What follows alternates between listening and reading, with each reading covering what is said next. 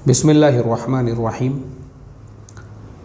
ये ईमेल नाम नज़र नहीं आ रहा है, लिखा है, अस्सलामु अलैकुम मुफ्ती साहब, एक मसला मालूम करना था।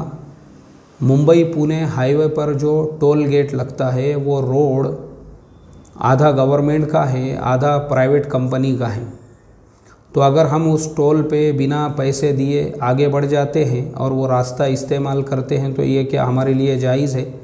आपसे दरख्वास्त है कि आप इसके बारे में रहबरी फरमाएं।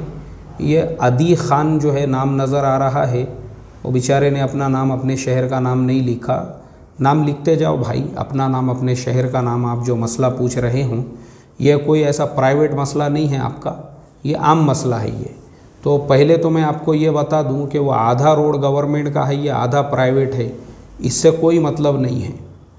अगर गवर्नमेंट ने उसके ऊपर टोल तय की है और आप उस रास्ते से गुज़र रहे हो, फ़र्ज़ है आपके ऊपर आप उसका टोल अदा करें और ईमानदारी से वो रास्ता इस्तेमाल करें। अगर आप नहीं करते हैं, धोखा देकर जाते हैं, तो ये हराम है, नाजायज़ है।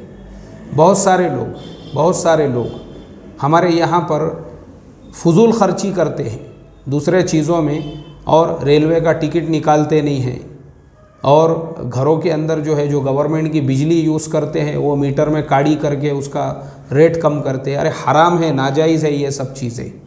ऐसे ही रोड का टैक्स बचाने के लिए 30 रुपये, 40 रुपये, 100, 150, 200 रुपये बचाने के लिए, अरे भाई जब तुम रोड इस्तेमाल कर रहे हो, इस्लामी शरीयत में बिल्कुल आपके लिए जायज़ नहीं है धोखे देना, झूठ बोलना, इस तरीक़े से फ्रॉड करना, इस तरीक़े से लाइट के बिलों को जो है कम कराना, इस तरीक़े से जो है